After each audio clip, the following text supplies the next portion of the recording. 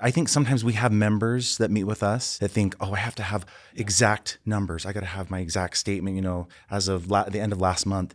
They absolutely do not need that. We don't want that to be something that stops them from coming in. And we're really good at helping members figure out more about their financial picture that they didn't even know about. We're financial investigators. I mean, we're really going to try and make sure we have a good understanding of your inventory and what you have going on so we can give good advice. And a lot of that means that we may need to do some work figuring out those balances or looking up that Social Security benefit or determining how that pension works. And we're happy to do that if it's going to put together a better financial plan.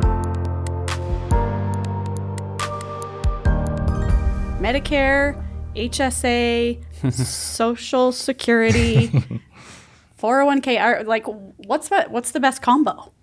It's a complex question, and I don't think that's really necessarily one you could answer just to say which is most important. But it's the reason why you want to meet with one of us. You want to meet with a wealth advisor because you need to start pulling together these things, right? Understand my pension, understand my Social Security benefit, understand what Medicare is going to cover, start building an income plan and understanding where you're going to get your income from. What does that mean in terms of taxes? I mean, there's so many things that come up with this. And so I'd love to give you a one-liner and tell you it's this, but it's a complex equation that takes some time to figure out. Yeah. Okay. I think one of my professors said something to the lines of, the most common answer, in finances is it depends, right? Depends on your situation, depends on your goals, depends on your time horizon, depends on when you're retiring, right? There are a lot of variables, and that's the benefit of working with an advisor team is we can help kind of break that all down, try and simplify it where possible, and give them a plan and an idea of, where they stand and what we can do to help them. The reality is most people just don't have a retirement plan. Okay. And so, again, I'm looking for one of those easy one-liners that Jared said, is just go meet with an advisor and get a financial plan done as soon as possible. That it'll add clarity to that question for people to find out which areas should I save and utilize and where should I be putting my money. It can be answered in a retirement plan. It's a good idea to figure that out before you retire, right? Like planting a tree. I always say best time's 10 years ago. It's not the kind of thing you want to piece together and then the day you hit retirement say, now what, right? You want to walk in there with clarity and a plan set in place to know where you stand. Yeah, because I hear of all these different strategies. I know we've talked about a few on here before of, hey, contribute everything you can to your HSA and your IRA and save the receipts for later in life and all of the things because it's going to be an additional stream of income. But good grief, are we even saving enough at all to even being getting that nitty gritty? It depends. I don't know. Thank you, Spencer. Thank you. Drive the point home. But that's back to the retirement plan. And then it's not an arbitrary number you're chasing. I can't tell you how many times I meet with clients and they're talking to me about planning for retirement. And what they typically have in their head is a dollar amount. And I usually turn the question on them and say, okay, well, what does that mean? How'd you get to that? If you have this much in a 401k and this much in your HSA, well, what does that mean? What does that mean for income? What does your lifestyle look like? And that's where we can really start help connecting the dots, right? Okay. Is start answering what that actually means, what you can expect in terms of income, and then start getting into more of the nitty gritty in terms of ways to be more effective. Okay, so income planning is retirement planning? Are they the same thing? Yeah, to a large degree, Okay, all right. Yep. So when I come and meet with one of you, what does that initially look like? I'm just, pulling out all of my skeletons and we're just going to talk about all of them at once? Or like, what is this?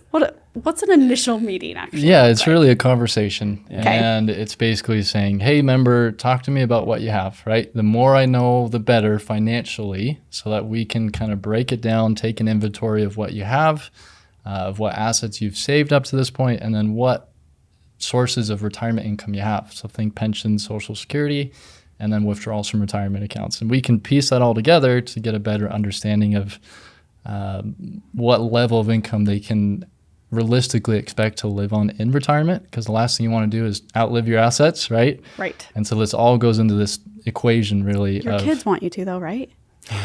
That's what the house is for. Yeah. Okay, sorry, didn't mean to interrupt. But no, you're exactly right. It's really just planning, gathering all the data, figuring it out, giving them a realistic expectation what the future looks like, making sure that they are on track for that expected retirement, And if not, hopefully there's enough time on their side where we can make adjustments where needed to improve the plan or improve their current situation.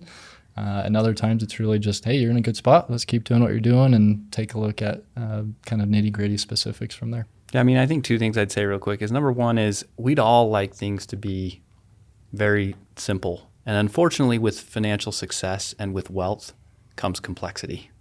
And even if people don't want it, even if the last thing, the bottom line is you're going to have more complexity as that occurs. And that's where, again, working with an advisor is so valuable because there are just so many blind spots or so many things you may have not thought of that if you're working with someone else, it can go a long way just being able to talk to an advisor and gain a better understanding of what those things are. And the other thing I'd just say, if you do end up having an appointment with an advisor like us, it's really just having a conversation. Mm-hmm.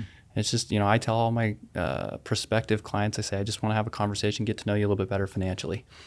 And hopefully it feels a lot like this. Okay. Yeah, I was just about to say, we often equate it with the healthcare community. Okay. If you are honest with your doctor and say, here's me, here's, warts and all kind of thing, then your doctor can give you specific advice. But if you are holding it back or shy or even ashamed of what you've done with your financial life, the more that you can be honest, then we can actually help address the problem or help address the issue and come up with a solution and a way forward. And I think if people just be open, that they'll get the advice that they need. Yeah. But it's hard. It's hard to get some people over that because they are ashamed, and there's a lot of that emotional stigma that comes with it when they haven't done it right. Yeah, we do it every day. We try to make it not feel like we're pulling teeth. I mean, it's definitely a two-way conversation, right? Where we're asking these questions to help improve their financial health. So, it's a benefit. If they're willing to open up and give us the information we need, that's when we can really help them. Okay, so let's say someone's out there. We've inspired them. They're going to come meet with one of you, a wealth advisor, to help them create that plan, whether it's income plan, retirement plan. What do I need to come prepared with for that initial meeting, right? We talk about, it's going to be a conversation, but I mean, I imagine I should have done some research before that. You want to take it? That's a good question. People aren't always this prepared, which is fine, and maybe that's on us, but in a perfect world of statements on any accounts, at least balances, so we know what accounts, whether it's IRA, a Roth IRA, 401k, accounts that they have. If they've pulled a Social Security benefit, that's even better. But in all likelihood, often first appointment's really just gathering info. So if they have balances or if they have statements, they want to bring them in. That's really the first step, is we just want to gain an understanding of what they have to work with, what they are saving, what they are contributing, and then from there we can dive a little bit deeper. Okay. I'll add one other thing. I saw a meme the other day on social media, in my circle of financial social media, and it said that financial advisors need to be okay with ballpark figures and not exact numbers. Okay. And I think sometimes we have members that meet with us. You guys can tell me if I'm right or wrong, but I think we have members that meet with us that think, I have to have exact numbers. I got to have my exact statement, as of the end of last month. They absolutely do not need that. They just need to come in and give ballpark figures. We can do a financial plan off a ballpark. Yeah. Okay. Because if they know, roughly I have 100,000 in that account, then that's all we need. Because, plus or minus, 5,000, 10,000 isn't going to make or break it there in Absolutely. the plan. And the balances can change that much over a week anyway, right? So we don't want that to be something that stops them from coming in. And we're really good at helping members figure out more about their financial picture that they didn't even know about. I will tell you, I had a client that I found out she had a pension she qualified for. And if it wasn't for a conversation with me, she wouldn't have even known she qualified and that she had this pension out there. So a lot of times it's a discussion. I'm going to come meet with you then. I am not promising a pension for everyone who meets with me. I'm just saying, pensions for you. I'm just saying it is, we're financial investigators. I mean, we're really going to try and make sure we have a good understanding of your inventory and what you have going on, so we can give good advice. And a lot of that means that we may need to do some work figuring out those balances, or looking up that Social Security benefit, or determining how that pension works. And we're happy to do that if it's going to put together a better financial plan. Sometimes we've helped members who work. We'll ask them, hey, where did you work? Yeah. And just by them telling us where they work, we've helped other members who work at that same company. And so we already know and have had experience with their HR department or their 401k, but they may not have known that. Yep. And so we kind of already have a lot of that. Not in every case, but in a lot of areas of the credit union. Yeah, that's awesome. I love that. Well, and Spencer, you mentioned, your balances could change in a week anyways. So don't check your balances today. Fair enough. But tell me a little bit about retirement planning in a, dare we say, volatile environment. Yep. Yeah. I think that's all it's been since I've come into the industry in the last 4 or 5 years. The reality is there are always going to be periods of time. This is what I tell a lot of members. There's always going to be periods of time that aren't fun to be an investor, right? Yeah. And we happen to be in one of those. Whether it's a pandemic or inflation or recession or all three of those that we're kind of facing right now, there's always a reason out there not to invest. Don't let those deter you. By investing, by sticking to the plan, by working with an advisor and trusting in their recommendations is how you can build substantial, or at least much larger, can I finish my sentence? Yeah. More Larger. Substantial wealth is just sticking to the plan, stomaching the volatility, right?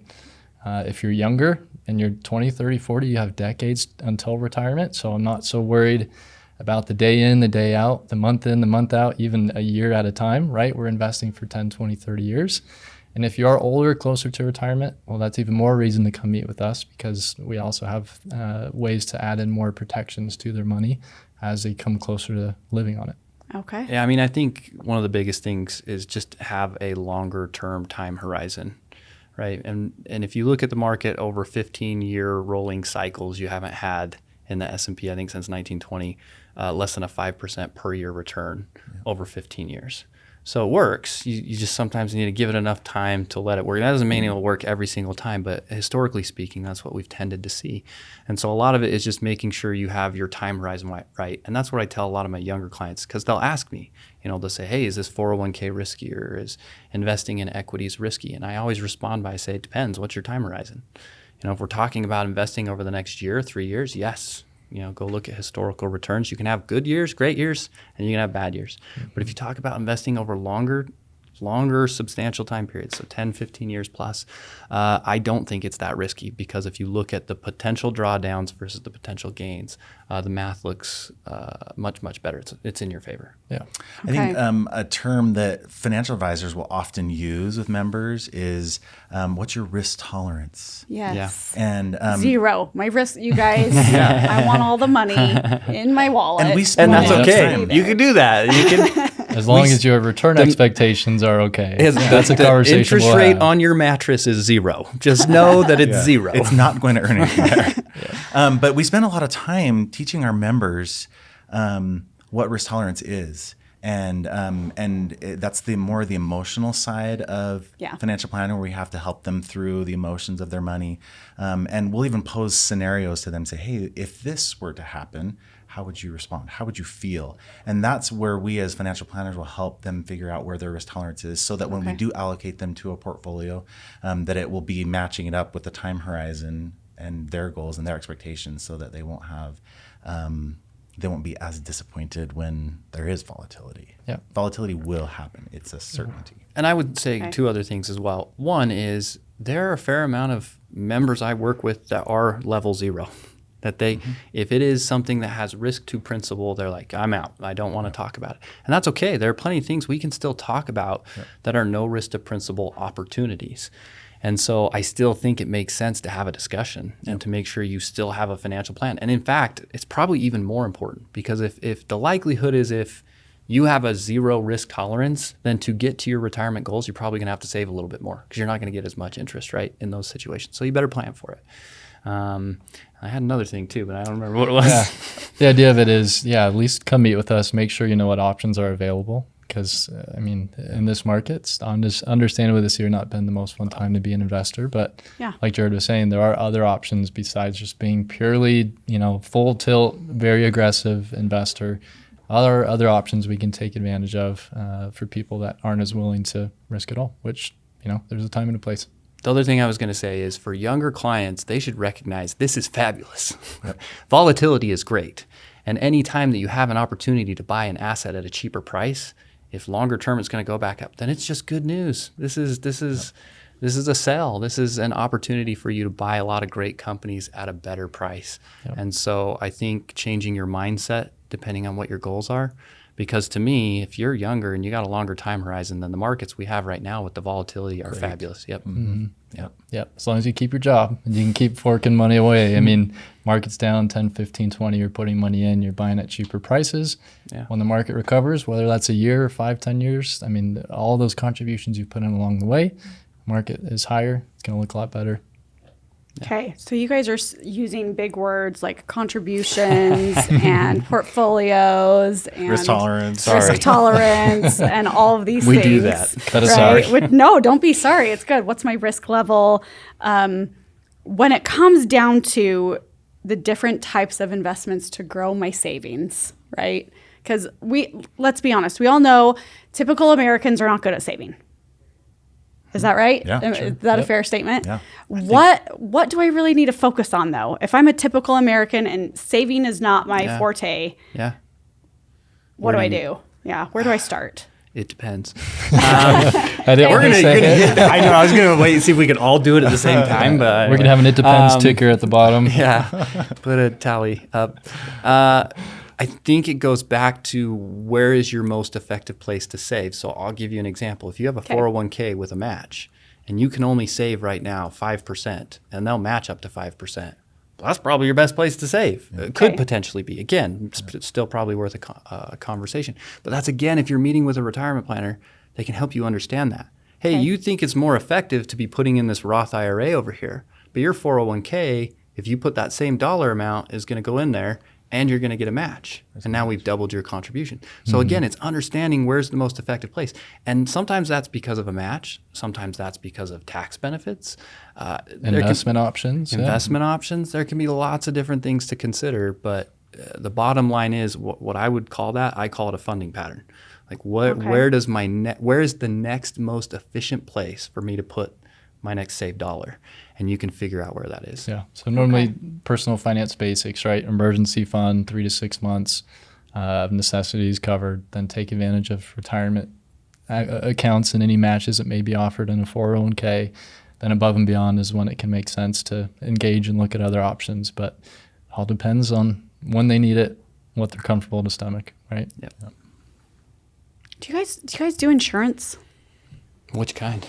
I don't know. Life insurance? Yeah. Yeah, we do. We offer life insurance. Again, the Medicare planning will refer out to specialists. Yeah. And they also do a great job with health insurance. So if someone needs to purchase a plan off of the exchange, the health exchange, I know they can help assist in those situations as well. Don't do car insurance. No pet insurance. Mountain American we do that. We do that through separate from our team. Yeah. But so we do. Mountain American Insurance does pretty much any kind of insurance that our members would need as well. But we work in conjunction with them when we're trying to fulfill something for a member's financial plan. Yeah. Okay. Yeah. So exactly, life insurance at times comes into that retirement plan. Yeah. How much do you have in liabilities? Do you have young kids? Right. If you were to pass away, this income Social Security comes into that. Social Security hopefully comes into play, but that can be part of the puzzle that we're piecing together when we do our analysis and recommendation to see if that's a hole in their plan, and if so, it's something we can help with as well. Love it. So let's just say I have this scenario for you. I have a neighbor who's an insurance salesperson, and they come and they're like, we need to get whole life on all your children and yourselves. What are your guys' thoughts on that? Have you come across that? Does it say it depends? I'm assuming that's going to be the answer. It depends. But one thing I always tell people about insurance, and you want to make sure that you want to find out what agency they work for. Okay. If they are working with what we call a captive agent, they will only position that insurance company's insurance products. Yeah. But if you work with an insurance broker, which Mountain American Insurance is, an insurance broker can write with many different insurance companies. So depending on your situation, your health, your age, or if it's disability insurance or long-term care insurance, there might be one insurance company that might be more favorable to you and your situation versus another. So again, if you do a captive agent, you're only going to get that one insurance company's viewpoint. But if you go with an insurance broker, you have a lot more options. You can shop around, maybe get a better pricing, better benefit, maybe a higher rated insurance company. So I think that's my general recommendation with insurance. If you have that hypothetical situation is make sure that you go with an insurance broker. And I would do it alongside a financial plan. Yep. Because I think if you're looking at just the life insurance component and you're not looking at any of these other factors, you're doing yourself a disservice, which is why I think, again, it makes the most sense. Get a financial plan done, understand a little bit more about your other assets and how those can affect how much life insurance you need before purchasing. Mm-hmm. Because part of it is determining, does your kid have that much of a need for coverage, right? Yeah, it's a whole nother conversation to determine whether or not it may be necessary or the most beneficial place to spend that next dollar.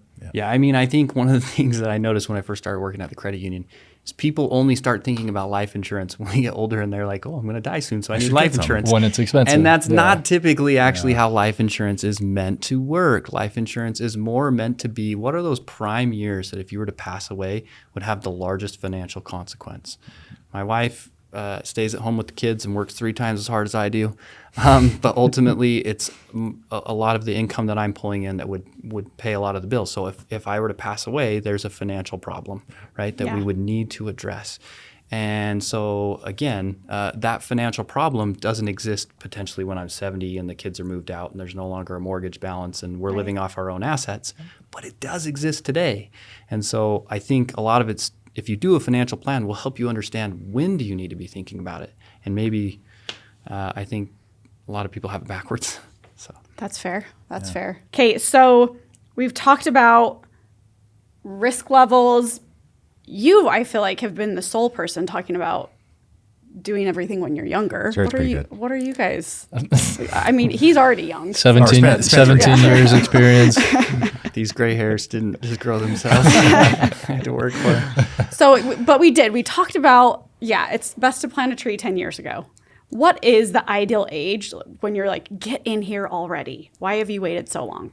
Just any age? Or is it like, by the time you're 25, let's make sure we're talking. Warren Buffett here for sure, right? So Warren Buffett, I think, bought his first stock when he was 11. It's somewhere around there. Oh, good. And his dad obviously had some involvement in the financial industry, and that's what gave him that opportunity. But he jokes and says he thinks he started about 2 or 3 years too late. So the joke obviously is like Spencer had mentioned earlier, as soon as you can get started on this, it makes a lot of sense. And we're happy to meet with someone, even if they, don't have a lot of assets to their name. Yeah. But that might be more about, putting together a plan than necessarily investing money that they've saved. Or an education on when you are ready. Sorry to interrupt. No, I'm going to say, for me, I think a lot of the time because people ask, and you might meet with a member who's 16 and is curious about it. I'm like, okay, well, I'll talk to you about it. Are you working? No. I have a car loan. So if anything, you're in debt right now and you have no income. Oftentimes, the easiest time, or, maybe when it makes most sense, could be you graduate or you're out of high school and you have that actual career job, right? And the first time you're able to save actual money, put it away, and not need it in a week and not have to pull it out a month or 2 later. Get that emergency fund built, right? Then you finally have cash flow that you can seriously allocate for this long-term money with no intention of pulling that prior to retirement. Here's an interesting thing that you need to know, Kristalina, about Mountain America Investment Services, is that since we're a credit union, if a member is a member of the credit union, they have access to all the products and services that are here. And unlike a lot of other firms, our advisors will meet with every member of the credit union. We've got a solution. We've got education material. We've got podcasts that teach people about a lot of things. So like and subscribe. Nice. But the idea is that we're trying to help all of our members, no matter what their age is, wherever they're at, and give them the financial advice that they need so that they can see what their future is, so they can know what their future path forward is. And so I would piggyback on what Jared said. The sooner they can do it, the better. Yeah. We just don't see enough people do it soon enough. And that conversation can go, and you can even start earlier than that. So some background for me. My father started a investment account for me when I was a child. And then when I turned, I think it was 16 or 17, he introduced me to it, said, hey, here's this account. I've been putting money in this investment. Here's how it works. And suddenly I was more interested. And now I start asking a lot of these questions. What are stocks? What are bonds? Why do you do this? What does this mean? And probably working here today because of that account. But even if I didn't work here, I started to ask a lot of those questions and get into that financial journey a lot earlier, and that pays big dividends. So the earlier the better. That's so cool. Jared and I do a lot of education. So in the branches, because we cover Holiday, Mill Creek, Sugar House, and Missoula, Montana branches. So we do a lot of training with the branch employees. What to look out for on referrals, how to spot members that may be interested or in need of our services.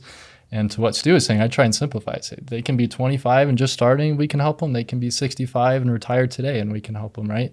So it's nice that we have a lot of options and the ability to help anyone in any certain situation to make sure they're in the right place. Yeah, I think we'd be remiss to say, though, that we probably can have the biggest impact for those who are getting closer to retirement. And the only reason is there's more complexity, like we talked about. There's more there that they need advice on.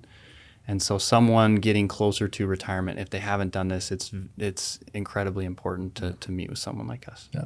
If you're younger, it's a projection with less inputs, right? And you basically say, you're pointed in the right direction, keep going.